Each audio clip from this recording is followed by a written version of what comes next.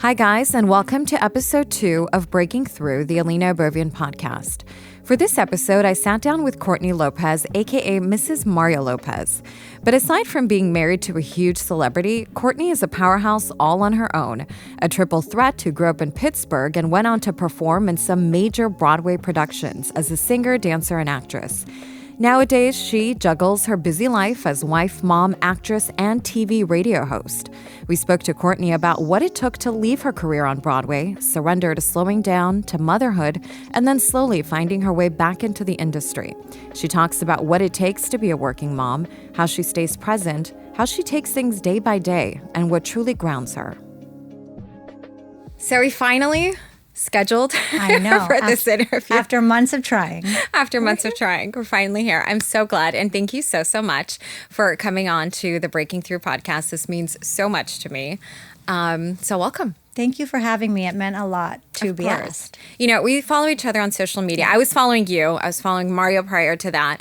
And you know when you follow someone, like we all follow a lot of influencers for content, let's say beauty or fashion or whatever, but rarely do you meet someone where you're like, I know this woman's cool. I want to have a margarita with her at some point. Oh, and yeah, that's when it gets feeling, fun. right? So when I messaged you, hey, this is my podcast, I'm just starting, I would love to have you on a guest. You're like, yeah, let's do it. I'm like, I knew it. I knew she was going to be down to earth. Well, it's so funny because I am not an influencer. I don't promote any beauty. I don't promote but you're in the public. You're in the public and you're on sweatpants TV. every day. This is dressed up for me. But yeah, so I just kind of am just myself and just want people to, I have so much fun every day with myself. I laugh at myself every day when I'm alone, and I just kind of want to share it with other people. It shows, the content you and Mario post, the memes you guys post. I'm I'm so there with that humor where it's a little inappropriate, but it's not. But it's funny. And you can just tell so much by certain people from the social media because they genuinely do come off authentic. Yeah. And it's not like social media. Correct, where it's reality versus Instagram. Yeah, it's exactly. This is what I say we look like, but I don't look like this at all. No, I love it because I wouldn't say I have a vulgar personality, but I like to have fun and I like to push the limits, although I can't push as much as I would like to because I would be fired from my jobs. Right, as we all would be. As we all would be. But I do like to have fun and not take myself or life too seriously. Exactly. I think that's the ticket in most things. You can just roll with the punches if your attitude is very all right, it's not that serious. Yeah. Yeah. Well, thanks for being here today. You are even more beautiful in person than you are on social media and than you are on television. Not a lot of people know your background, though. I know that your nickname is Mrs. Lopez. And so a lot of people, they know you through being married to Mario Lopez and through your social media, being on E!, being on Access Hollywood, your radio show. But tell us about Courtney Lane Mazza, the girl way before all that. Little cookie manna is what I used to call myself when I was little. I grew up performing. My parents were just hardworking, blue collar people from Pittsburgh and just trying to make ends meet. And my older sister, who's 10 years older than me, went to a performing arts high school. So when she was 16, I was 6, and I would see her perform. And she actually performed with Billy Porter and some amazing people. And so I have VHSs somewhere of them at our high school. And I just was kind of bitten by the bug and started training. And I never really had a plan B. So musical theater was my thing. And my parents were so supportive. I mean, they worked day in and day out to let me take these dance classes, and I would train at school. I would train after school, and it was really just was my life. I don't want to say I didn't have a normal childhood, but I definitely knew what I wanted to do from a very young age and had my eye on the prize, which ended up being Broadway. And is that what you wanted to do, to be on Broadway? Because you sang and you danced. I sang and I danced, and I acted. And I mean, my mom had me doing modeling. The local newspaper, I would, Hey, I did a Western Dental commercial. I was 10, so no judgment. Yeah, so I did all that kind of stuff, but then I didn't get past 5'3", so it wasn't in the cards for me, but it's fine. I like to eat, and I like to, didn't really, that wasn't my path. Yeah. I love being on the stage, and that's where I felt most at home. So I went to a performing arts middle school, trained after school. Went to a performing arts high school, trained after school. 1 year, I felt burnt out. And I said to my mom, can I please go to my home school and be a normal kid, is what I would call it. How old were you? This would be 10th grade. Okay. And she said, of course, she didn't want me to go. But she said, if you make all the arrangements and you get all your grades and everything transferred, you could go. So I did. For 10th grade year, I went to just a regular academic public school where I didn't dance, I didn't sing, I didn't train. How did that feel? I made really stupid mistakes with people that just wanted to cut school. And I realized that what I was training for was special. The people that I went to the performing arts high school, they were special. They had a goal. They knew, because not a lot of people know what you want to do when you're in high school. You know, No. you're still finding out who you are in college. But I realized these kids here that I'm in school with, they have no idea what They're they want to wasting do. time. They're wasting time. They're not spending their time. They're not using their time to get better at anything. And I thank my mom to this day for letting me do that. Even though it took a year away of me training. I still trained after school, but it took a year of training with these incredible instructors. It made me realize what I was destined to do and what I wanted to do. So then I said, I'm going to go back to Kappa, the Performing Arts High School, and I went back for my junior and senior year. And from there on, it was just hitting the ground running. And I think it's a really special thing also when you are dancing or when you're on theater. I did theater since I was like 4 years old too. So I know that feeling Yeah. of like feeling totally lit from within when you're on stage. But I never danced. I was like totally awkward. Still am dancing. But I feel like when you can dance or when you can use your body doing something, it grounds you in a way. So you almost don't want to get in trouble. You almost don't want to waste your time because Right. you're so like aligned with your purpose, your passion, this thing that just like fuels you. yeah, and I was so busy doing that I didn't have time to get in trouble. When I went to the regular public school, I had nothing but time. Right. And I got in trouble. I mean, I didn't do anything. I mean, it was bad for me, you know, like cutting school. And then I would be like, oh, you have to call your parents. Now, mind you, when I was at the Performing Arts High School, I would park my car near these two double doors, and I would literally go to Wendy's for lunch, do things like that I wasn't supposed to do, but I would Just come independent. back. Yeah, I was very independent. And then I would come back and I would train. Okay. So I wasn't perfect. But did you have someone that you idolized at the time? A job that you wanted, a career that you wanted? I mean, back in the day, yeah, like I said, I had followed Billy Porter, who's now just, you know, huge. I watched him perform. My sister, who went a different path, but she was very successful in her own right. Pittsburgh, where I'm from, Pittsburgh, Pennsylvania, has a lot of performers that come out of there. And I saw a lot of them that went to Broadway and made it. And I just idolized all those people that came from the small little town that I came from and knew that it was possible.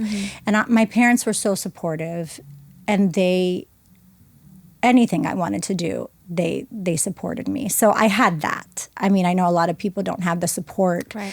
And we didn't have the money for training. I had a lot of scholarships and, you know, which now those people that gave me scholarships, I'm in a position where I can give back. So, you know, I thank them in that way. But to have support from your parents, you said you don't have a plan B, and I think that's really important when you have such a dream that you're so passionate about, not to have a plan B.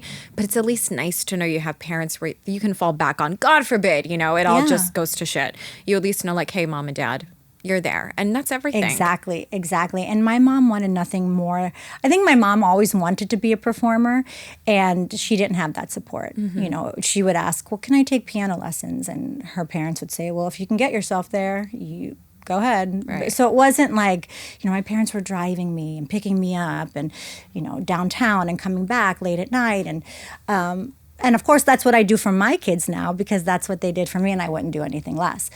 But it was important because they let me follow my passion. And when I say I didn't have a plan B, I did not have a plan B.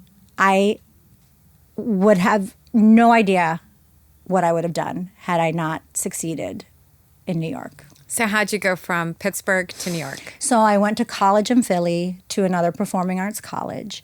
And during that time, I had received my union card, which is called your equity card. And is that like a SAG card here? Exactly. Okay. Well, now they're joined together. But after a SAG, though. But I would do, God, I'm drawing a blank. I would do theater during the summer. But I would meet these incredible choreographers and these incredible directors. And they were quick shows. You literally would rehearse for a week for one show, put that show up on a Tuesday. That Wednesday, you would start rehearsing for the next show and put that show up the next Tuesday. So you were just grinding. But it was people like Andy Blankenbuehler who did Hamilton in the Heights when they were just starting out choreographing. And I met just incredible people that were starting out that took a liking to me. And so from there on, they would call me and say, hey, I'm doing the show in Atlantic City. Do you want to come? So my senior year of college, I said to my mom, I have these 2 opportunities for these great shows. I know I'm not going to graduate, but this is why I'm here, to meet these people and to go and establish that network. Yeah. And she was like, go. So I went, and that was kind of it. I went to New York the next year and went to an open call for a chorus line on Broadway, and that was it. Isn't that where you met Mario? That is where I met Mario, yeah. But so tell me about that time. How old were you? What was it like? So, because I also don't think people realize how brutal theater is between all the rehearsals and then just you're there. It's very physically draining. Just the audition process is not fun. I mean, for musical theater, you have to be a triple threat. I mean, there's people that do all 3, sing, dance, act. I've had friends who are incredible dancers that could dance rings around me, but it didn't matter because the other 2 weren't as polished. There's so many people that can do all 3. And so you go into these auditions and you're literally, there's a table of the director, choreographer, the casting director, and it's just you standing there all by yourself. It takes a lot of guts. And you're just like, okay, well, I'm going to sing. This is the song I'm going to sing. And then you go through the dance auditions. And it's just a very rigorous process. And it really can beat you down. And I just really grew a thick skin. And sometimes I would make it down to the final 2, and it would be, oh, well, you don't fit in those costumes of the role you're replacing. Oh my and it would come to that. Yeah. You know, so you just have to just like, I would leave there and go, okay, it's going to work out. It's going to be fine. You know, I don't know when my next paycheck's coming, but it's going to be fine. And it ended, I think because I had that mentality where I didn't stress about things like that or when my next meal was coming from, everything just sort of worked out. You were like in the flow. Yeah. Okay. All right. So you're in the chorus line, a chorus line. Yes. And then you meet Mario. So a chorus line opened and I joined about 4 months after they opened. Okay. That was way before Mario. Okay. So he didn't come until the end when it closed. So I had been in the show. I left a chorus line to do another Broadway show. Ended up being the same casting director. So when that Broadway show ended up closing, which, by the way, you only get like, hey, it's Tuesday, the show's closing on Sunday. 1 day notice. Have And mind you, people hear Broadway and they think like it's so glamorous, but it takes a lot to get to Broadway. There are a lot of off-Broadway shows, and you're not necessarily making big bucks on Broadway. Oh, no. I was just making ends meet. Yeah. Having a steady paycheck. But you're performing. You're a performer. You're selling out shows. Yeah. But it's just, you don't get paid for all of the like I wake up now and my body's in such pain just from all those years of dancing. You're an athlete. You're like a football player with the drilling and the pounding on the, wood stage and 3-inch character shoes. I mean, so you're an athlete. So I'm feeling the effects of that now. But when you're young, I didn't even have to stretch before a show. Like I would just get out there. Now I have to stretch before I get out of bed. Like I can't even walk. But, I did almost break my back the other day. So things have changed. But yeah, you're just making ends meet. I mean, it seems all glamorous, but and I loved it. Like I didn't feel like it was work. I genuinely loved what I did. And I was so fortunate to have been able to experience it and do many shows. Yeah. And so anyway, I left to do Cry Baby, which was the Johnny Depp movie. Oh, I love that movie. And that show didn't do very well, although I thought it was super, super cute. And I wasn't being biased. I thought it really had potential. It was the same people that did Hairspray. Okay. But it just didn't take off like Hairspray did. But it ended up being the same company management. So when they got our closing notice, they had called me the same day that we got our notice for Cry Baby and said, will you come back to a chorus line on Tuesday, the next week? And so it was great because it just kind of like worked out for me. And that's when Mario had joined when I was away. So I wasn't there when he joined a chorus line. Surprise. Yeah. I remember actually having a conversation with my friend. We were in rehearsals for Cry Baby and we're like, oh, Mario Lopez is coming in to do Cry Baby or to do a chorus line. And we were like, oh, okay, that's interesting. Because we knew they would bring in celebrities to sell tickets. Right. And he had just come off the heels of Dancing with the Stars. Yeah. So, but for us who do it every day and that's our job and we take it very seriously, not that he didn't take it seriously or anything like that, but we're just like, okay, well, we'll see. We'll see what he brings to the table. It's a different mindset, right? It's like when you're a working actor versus being a superstar or, it's you have to really love it to stay dedicated for so many years. We had Ross McCall on the other day and he's been a working actor for 40 years, but he's not a household name. Right. But he loves it where he's just like, I'm good. No, it's you get on that stage.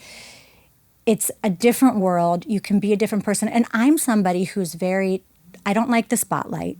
I don't like... You like the craft. I like the craft. I like when I leave the stage, people are like, is that her? Because if I'm wearing wigs, and I can go and just live my life and just, go home and be a normal person. I did theater my whole life, but I never had like the triple threat like you. I just had the acting, but never the dancing or the singing. So I auditioned for Les Mis, and I remember the casting director's like, I sang and I did my thing, and he's like, just go. Stop it. Yeah. No. Like, just go. That's how bad my singing is. Oh my gosh. Yep. Here it's in LA? brutal. Yeah, it's brutal. But, some things are just not meant to be. But you know what? I'm never going to sing. Kudos for you for trying. I'll still try. I'll still get up there and embarrass myself. It doesn't matter because if you love it and it's just a true testament to your love for, like you're saying, the craft of being on stage. It's a form of storytelling, right? It's like you get lost in this character. You get lost in this different version of yourself. And it's like the best form of coming to life. Yeah. And there were, that saying, fake it till you make it. I wasn't the best tap dancer, but before the audition, for my first Broadway national tour, I had a friend in the show. I'm like, hey, what are they going to teach us at the audition? Because once I got it, I was fine. But in auditions, you just have to pick up everything really fast. And tap wasn't it took me a minute to process tap and like make all the sounds. And so I learned it before. And then I went in there and killed it. And everything else was easy peasy. And I got the job. But I would have to, make an effort to think one step ahead. Right. And I still would go to auditions that were out of my comfort zone because you never know, like, even though if I wasn't right for that show, it could lead to something else. A choreographer could say, you know what, I liked her. Yeah. She'd be great for something else. And that happened. Did you ever have like a breakthrough moment where you're like, okay, it's do or die. I have to stay in this. And what does it take to stay in it for so long? Obviously, rejection comes with the territory, comes in every, whether it's your line of work, a hospital, there's rejection everywhere. I think I got to the point where once I felt complete and I felt okay with like, this is what I can offer you. This is where I'm strong in these departments. I can do the other ones and I'll learn.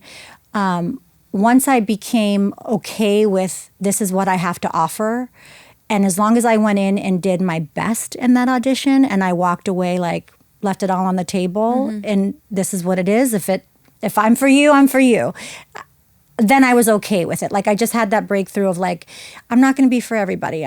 You walk in there and could be what you look like before you even open your mouth to sing, dance, act. Right. So that could stop the process before you even know because they don't like what you look like. So I just kind of had to just walk in and leave it on the table. And as long as I left feeling good about myself, then I was okay with what ended up happening. And I also kept going because I didn't have a plan B. Right. Like, this was my life. This was what I was born to do. This was all I did. You know, I waitressed for a week at a wine bar. I was terrible. Like, I couldn't even open champagne. I couldn't do any of that. So I just was determined. I was like, I can't be a waitress. Like, I'm not good at it. I worked in my brother's restaurant occasionally, this restaurant that he ran, and I would have been fired multiple times if he wasn't the general manager. Right. So I really had no other choice. It was like, you do this or you don't make any money, you don't live, you don't eat. That's a really big, quality to have when you're that young, because a lot of young, the young women, I'm guessing at this time, you're like in your early 20s, they will go into an audition and think, well, there's something wrong with me. I'm not skinny enough. I'm not pretty enough. I'm not, talented enough. And that'll break them where they're not going to keep going. And and I feel like that's a quality that you can carry with you throughout the rest of your life, to know that it's not personal. If I'm not your cup of tea, I'm going to be somebody else's cup of tea. Yes. And I would force myself to train myself also to just think that way. Now being in this line of business, it's a whole other set of training your mind, because it's not just people that are sitting at a casting table. It's the world. The whole world, yeah. Everyone has something to say. And, it's taken me quite a few years to be okay with, like, okay, I'm not going to get lip filler. Like, I'm not going to do this, or I'm not going to do that. And I've made stupid choices like that when I was younger, where I was like, oh my God, I got this filler, I had lumps here, I had to get it dissolved. It was awful. Because I felt like I had to appease what people were saying to me and what the things that they were saying online. And now I'm just like, take it or leave it. Like, what do you want me to do? This is how I was born. Yeah. Like, this is how I was born. This is how God made me. I cannot change it. Like, yes, my face is very angular. Yes, mine too. I know. I have dimples. They don't show because there's no freaking fat in my face. And I wish I had more. And as we get older, we just less lose and less. it. Yeah. And it's, my husband is 51 years old, and he looks incredible. Yep.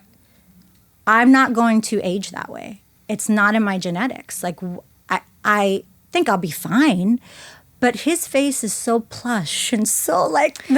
Well, he's also Mario Lopez, who we know takes care of himself, and I know this because my mom was once upon a time his esthetician. So yes, I can confirm he does without a shadow of a doubt that this man takes care of his skin. He does take care of himself. So way more than I do. My mom, Ellina, this is like the backstory of how we kind of, well, not really know each other, but are connected in a way. Is this is years ago, like 10 years ago. Yeah. He used to go to my mom for facials diligently every month. And this is around the time when you guys first met.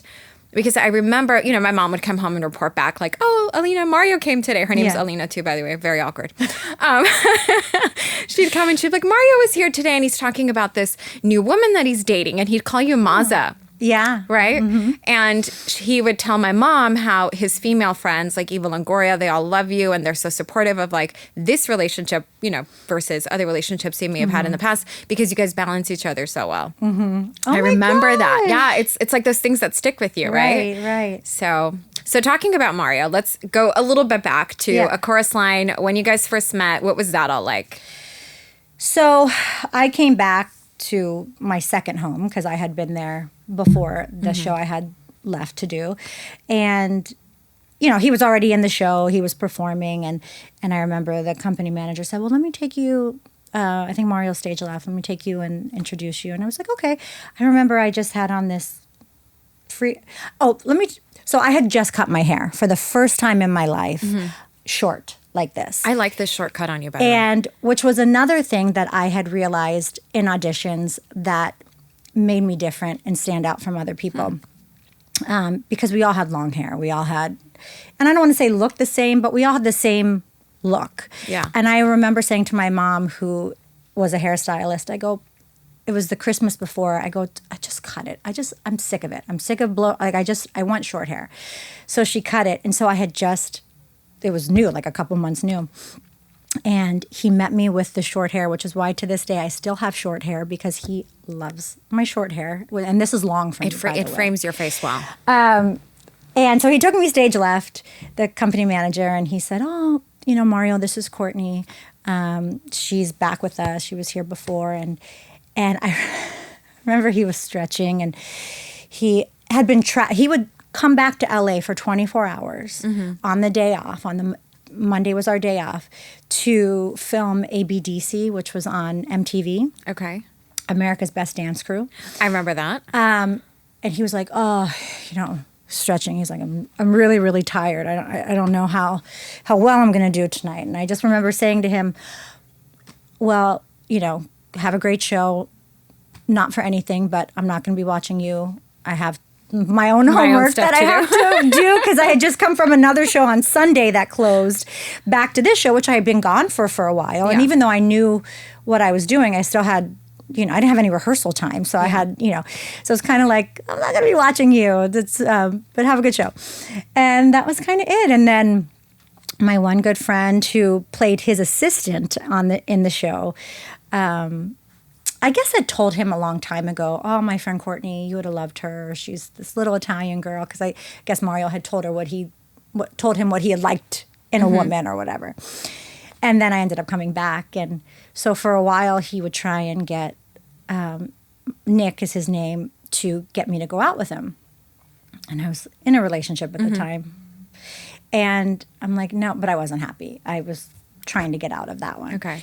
And I was like, no. So finally I said, okay, fine, we'll meet for drinks. After we worked together after the show. So I knew what time he was done working, because we were in the same show. Was it super late? No, but it always ended at 10:30, because it was a 2.5-hour show with no intermission. Well, he said, I need to run, and I have some business drinks that I need to have with this person. And so I'm like, okay. He goes, I'll be there by, I don't remember what time he said, 11:15. Well, he didn't come. He didn't show up? No. He didn't come at 11:15. Okay. But I was tired. Like, I wanted to go home. And like 11:30 is late. It's late. For a drink. And I was never the partier. Like, I wanted to go home. I was very much a homebody. If I would do anything after work, it'd be like, I'll meet my friends for one drink, then go home. And, I lived in Queens. I didn't live in Times Square. Oh, my God. And then getting back home. So getting back home, it was way safer than it is now. But Queens is much nicer, too. It's way nicer now. So I left. And he was like, you left? I'm on my way. And I go, I'm sorry, I'm tired. Like, I don't, you know my schedule. I know your schedule. Like, I want to go home to sleep.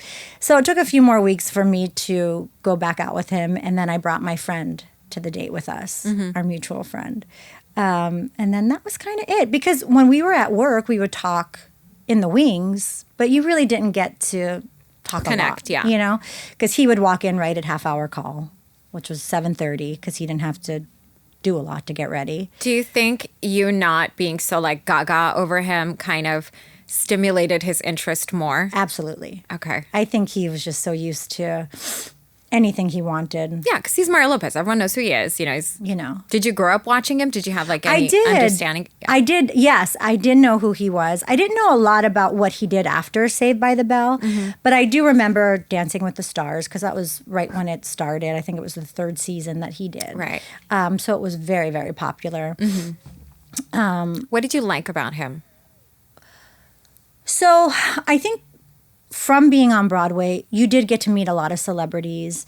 So I wasn't very easily impressed. Like, I wasn't starstruck. I wasn't, because just doing the theater, summer stock, all those fast shows, they would come in and they would do it. So I would meet a lot of people. Right.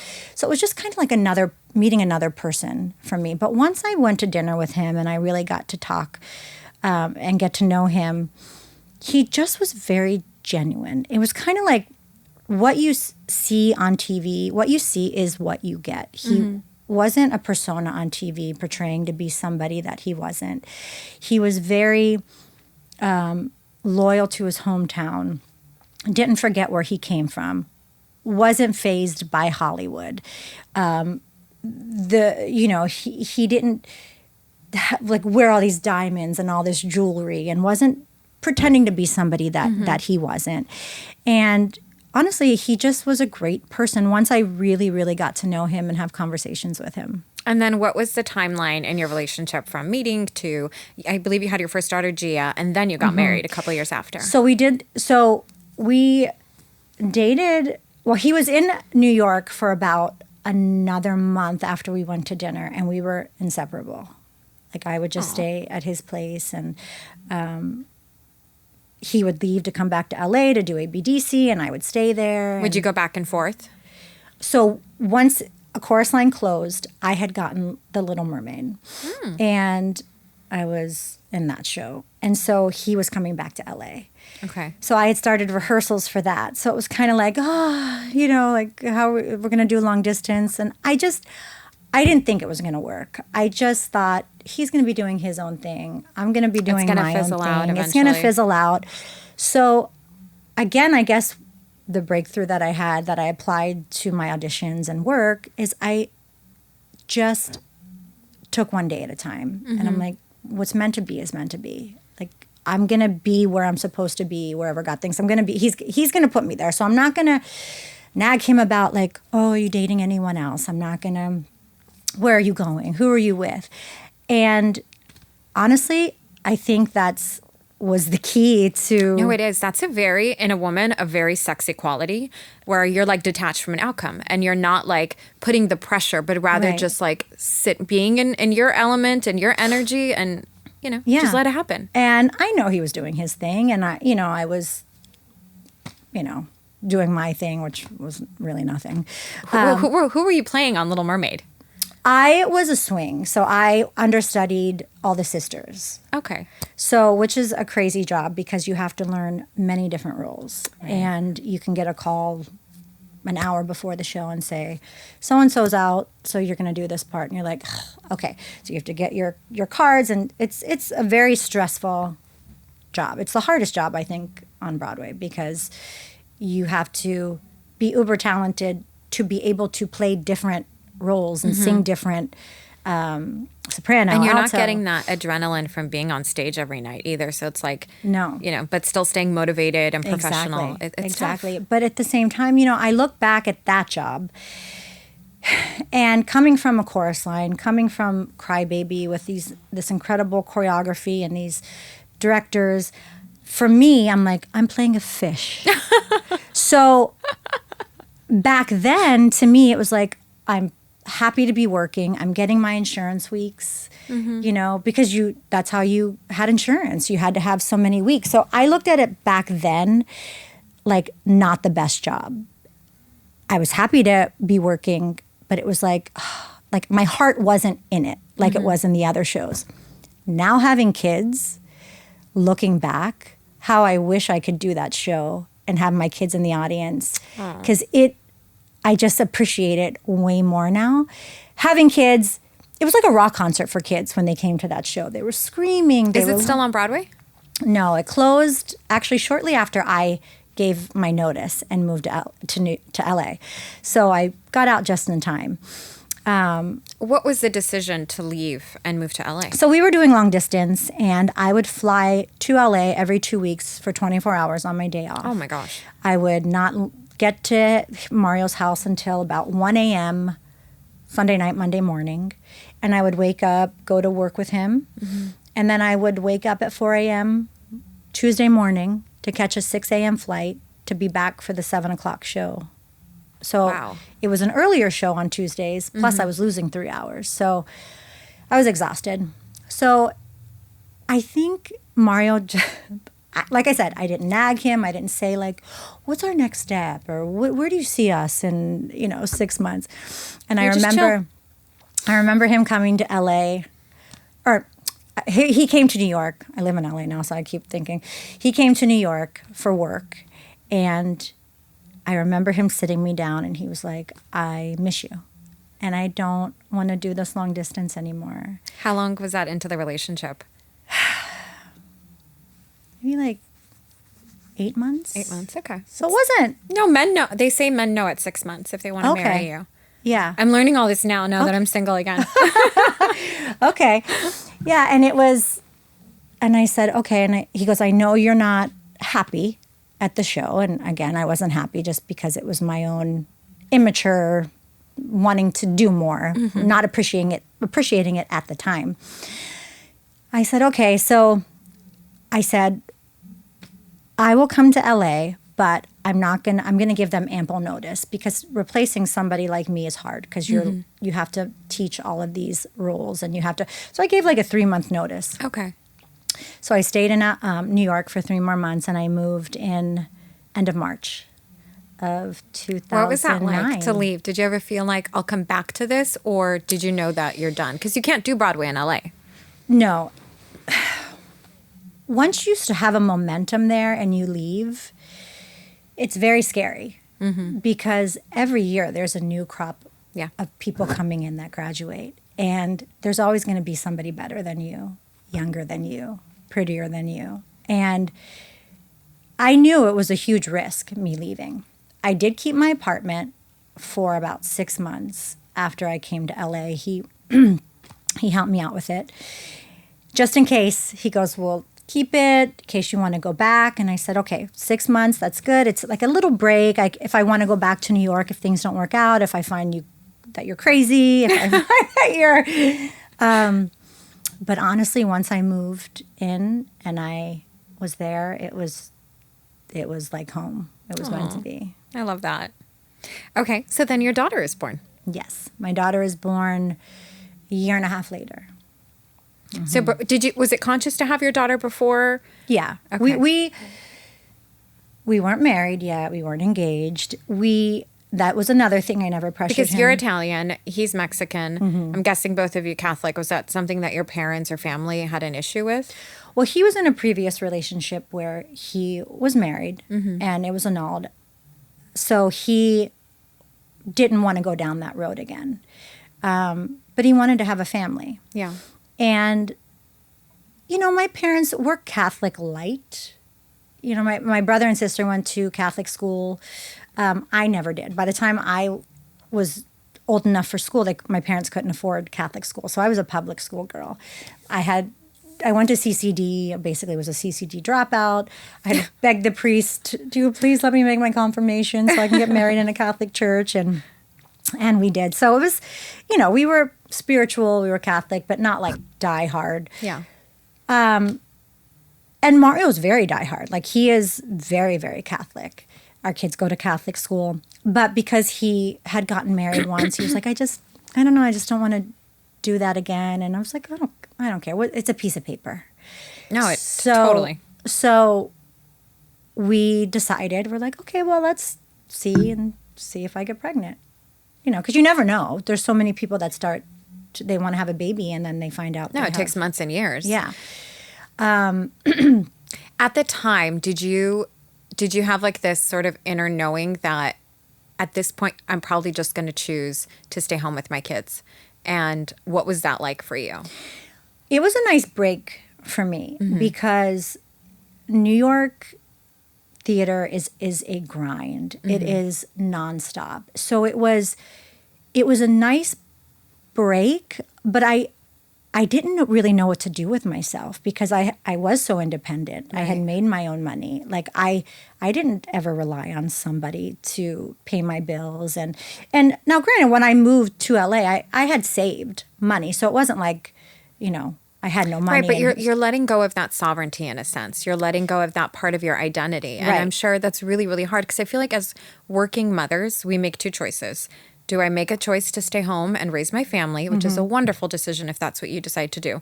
And then the second choice is, do I now go back to work? Right. And it's something only working mothers can understand because men, I'm sorry to say, it's just not like that for them. Right. LA is not, it's theater's great, but it's not New York. Did you ever think about doing television or movies here, a different form of acting? Yes, I thought about it. But when I came here, I was like, I just want to take a break. I don't want to do anything. I just want to I wasn't a very good cook. I didn't spend a lot of time. So I wanted. But you're Italian. So I know, but I was training all the time. Like back home, I would literally be at my dance classes until 10 o'clock at night. And I'd come home and be exhausted. I'd have to do homework and I'd wake up and do the same thing. So it wasn't the same as like when my mom was growing up, or even when my sister was little. It was different.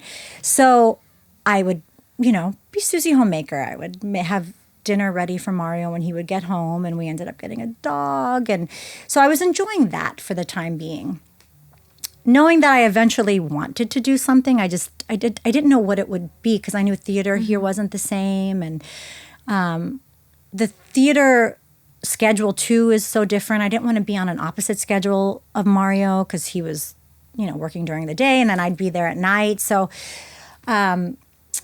I think there are also seasons in life, and it's okay to fully embrace that season and say, this is my new role and title now, which is going to be mom, and I'm going to fully embrace this. Right. But I feel like, unfortunately, when you're an independent woman and you're used to that role, it's really hard to surrender to just saying, I'm just going to be a mom right now. Right. And just embrace that. But I think when you say it like that, I am a person, my personality is very good at surrendering. Mm-hmm. So if something happens in my life, instead of just saying, why is this happening to me?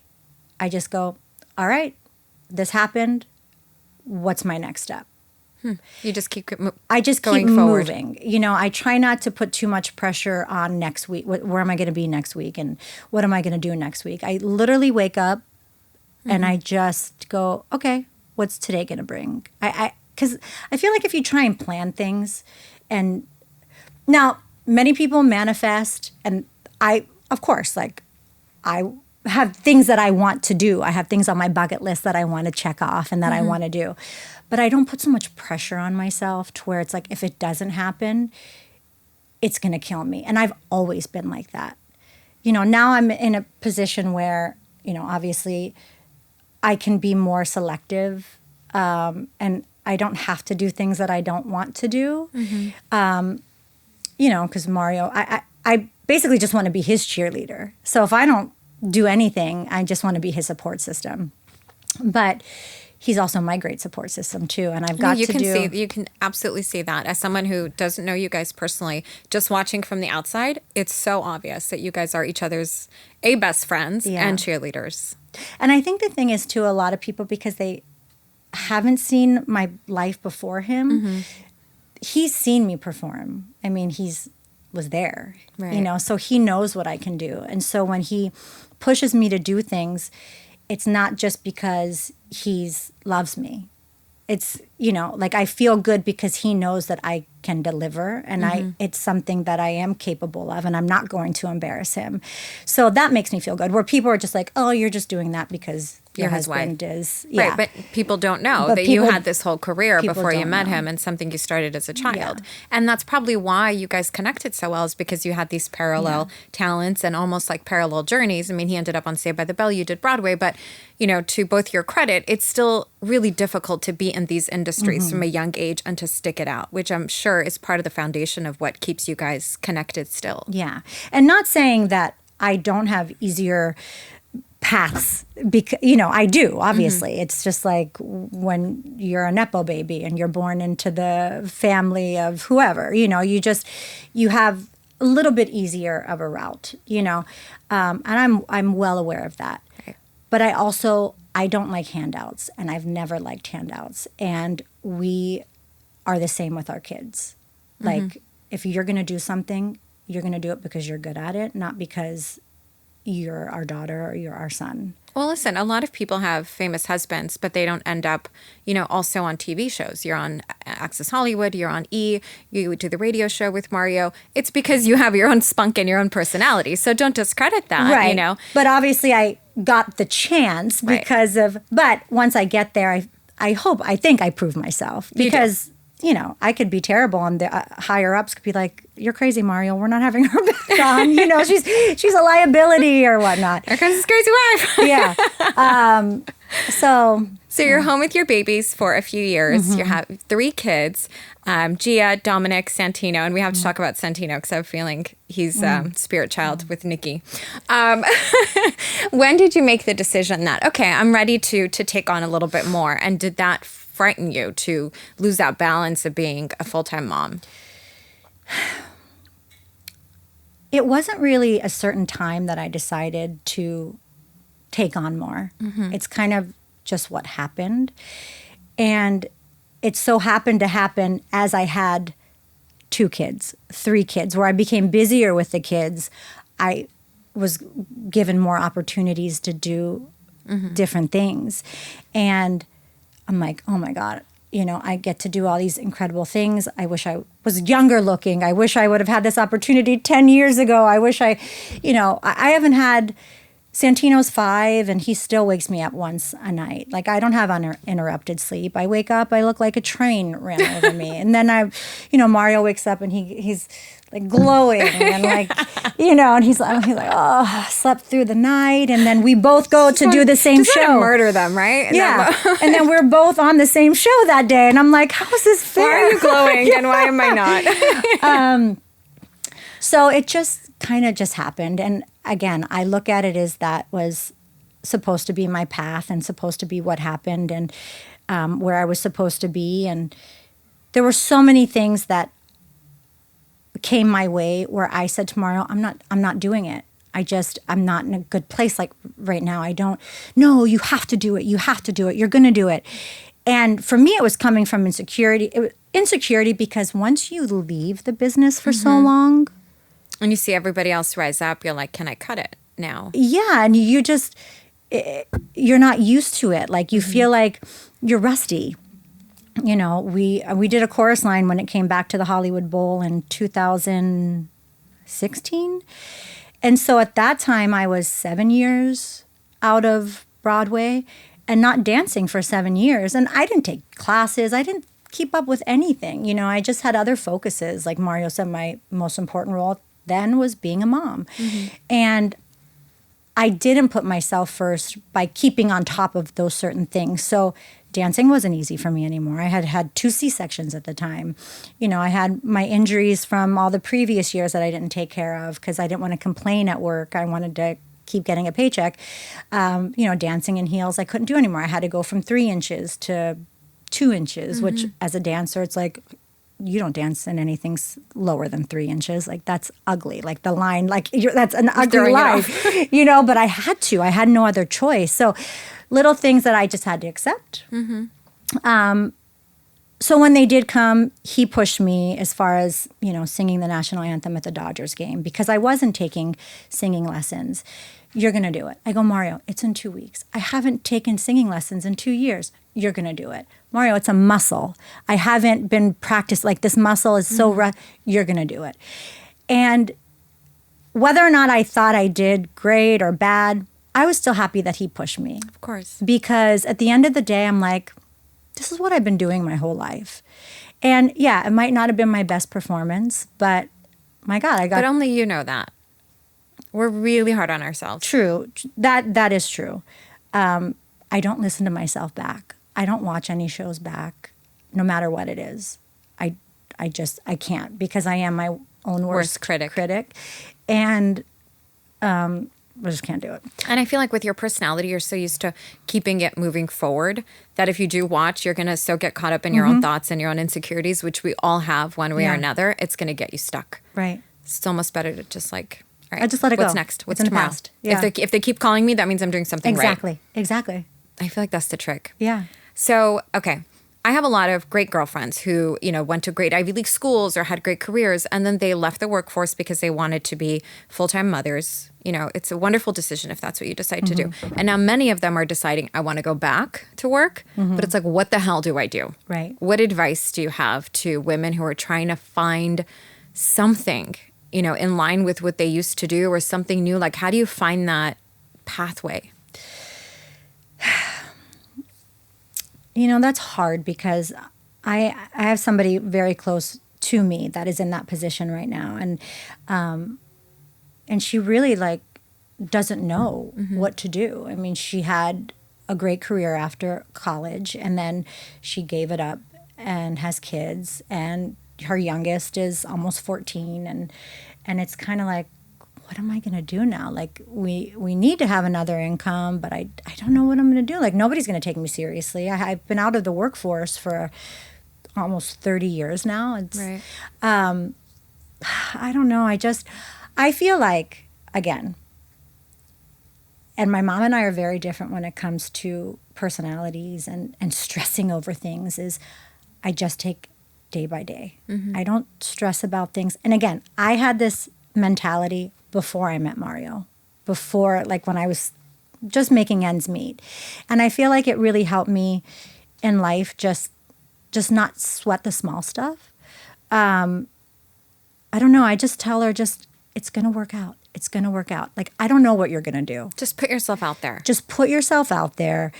Try different things. I mean, we love dogs. I'm like, I don't know, go volunteer at the animal shelter and maybe something will come out of that. You know, it's like going to an audition where you know you're not right for the show.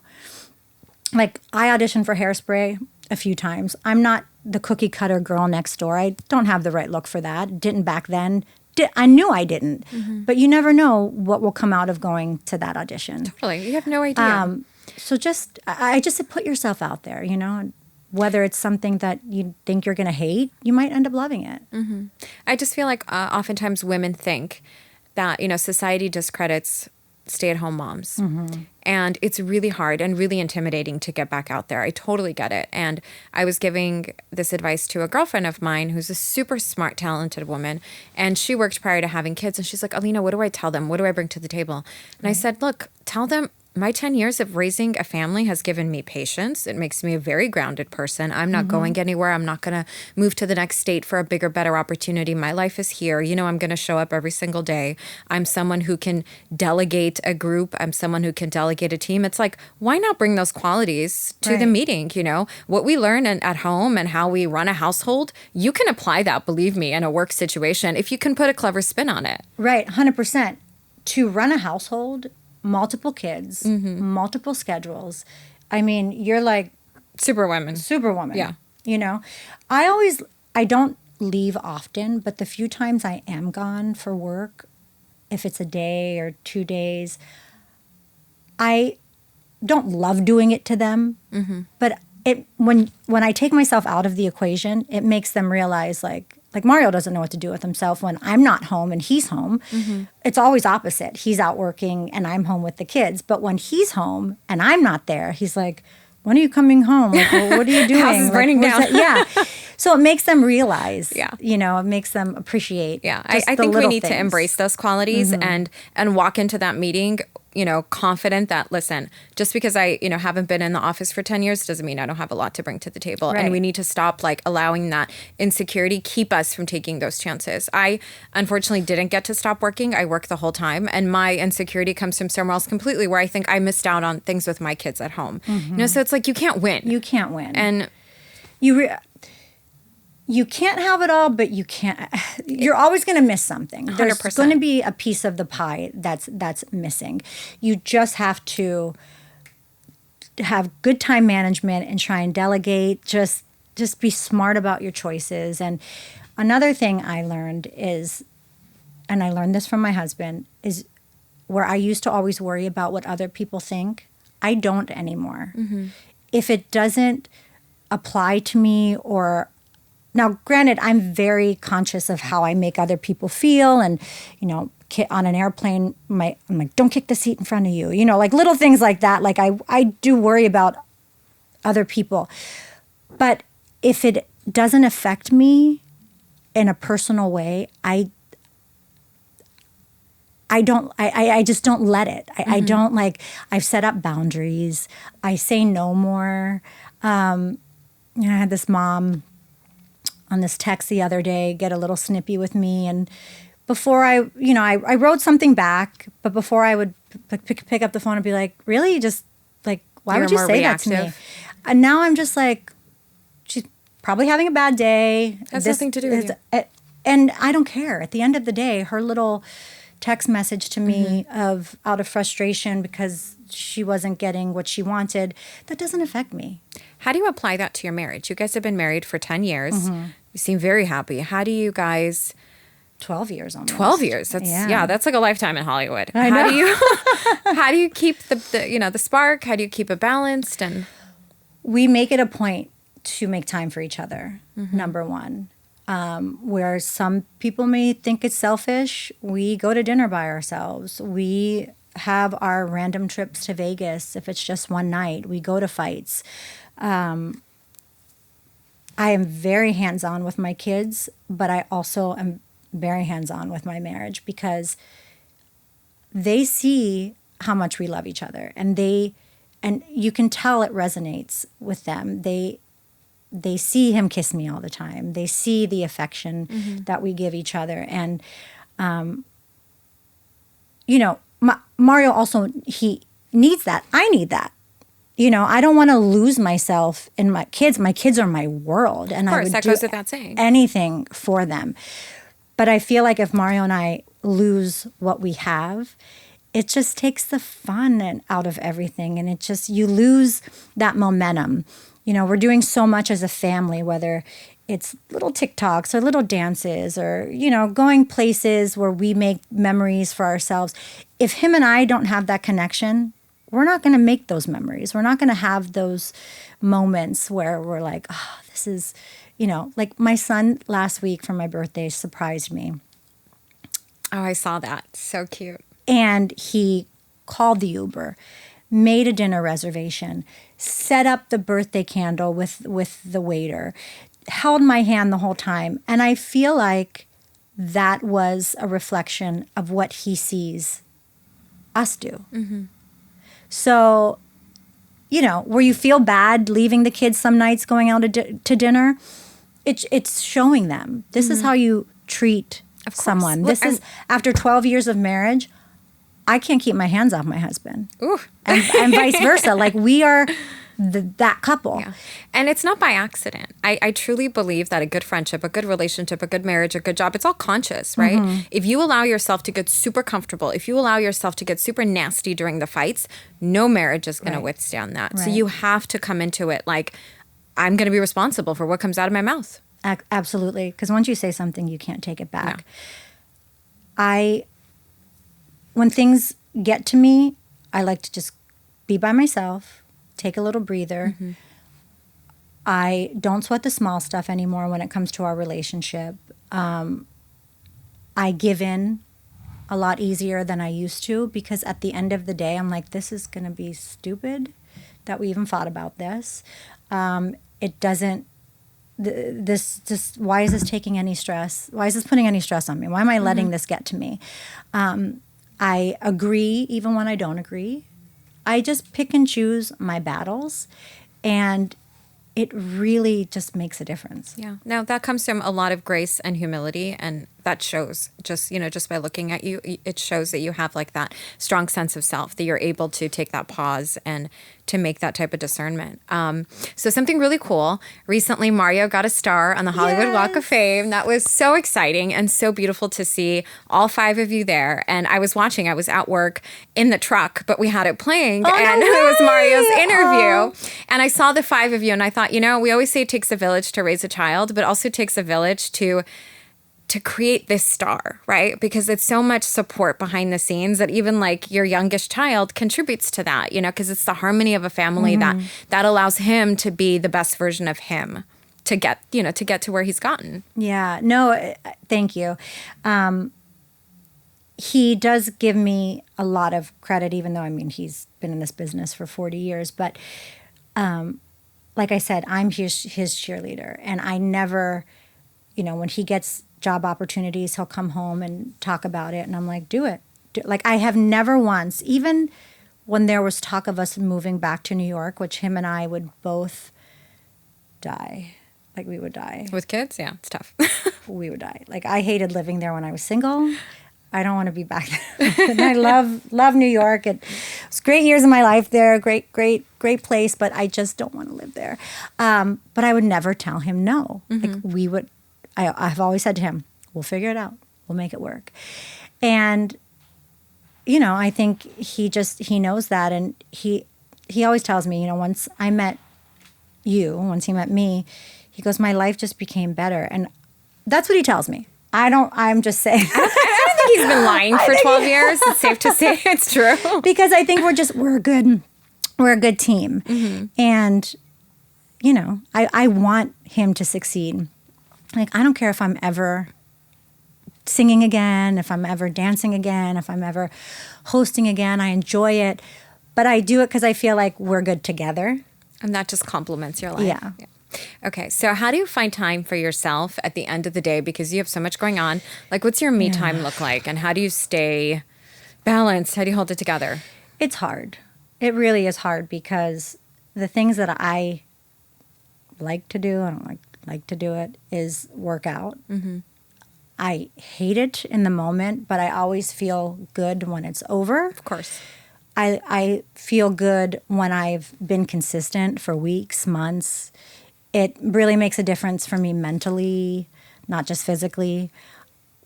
Because you're used to being in your body, too, as someone who danced. Right. I feel like there's just those people, they have to be connected to their bodies to find that release. Even though I don't dance anymore, working out is... moving is still important to me. It's still just, connecting with my body. And I never worked out like this when I was in New York. What's your workout routine? So now, as I get older... Muscle. And my skin, as we lose the collagen in areas, I have to lift heavy weights. I have to lift heavy weights consistently to keep things intact. Because... I learned that, too, recently, where it's like... Weights. I never realized that before. I was always like, oh, I'll just do a Pilates class and hike and that's it. No, you got to lift weights. No, you have to lift weights. And women don't know that you don't get bulky. That's the misconception. They think, yes, if you're going to eat 5,000 calories and tons of protein and you take things that you shouldn't be taking. Right. Yes, of course. But as long as I try. My goal is 4 times a week, no less. Okay. No less. What's your guilty pleasure? Like, what's your drink of choice? I'm into bourbon lately. Really? Yes. I feel like I'm turning into my grandma. But I love bourbon. I love whiskey. When we're in Mexico, I love a pina colada. Anything frozen. So what's next for you? What's your next breakthrough? My next breakthrough. Every day I just wake up and want to be kind to myself because this world is so not kind. Mm-hmm. And, people judge and they see things and say things that aren't nice. And it's so easy for it to get to you and hurt you. And, constantly calling Mario and I'm like, oh, will you please delete this comment? He's like, forget them. Who cares? But it does at the end. I'm human. It still does bother me. It still stings. But my breakthrough is just, not letting these people get to me, and I'm just going to live my life and know that my husband loves me and loves me for who I am, what I look like, and I'm not going to change it for anybody. I love that. Perfectly said. Thank you so much. Thank you so much for tuning in to Breaking Through with Ellina Abovian. For our community to grow, please like and share, and also leave a review on this episode.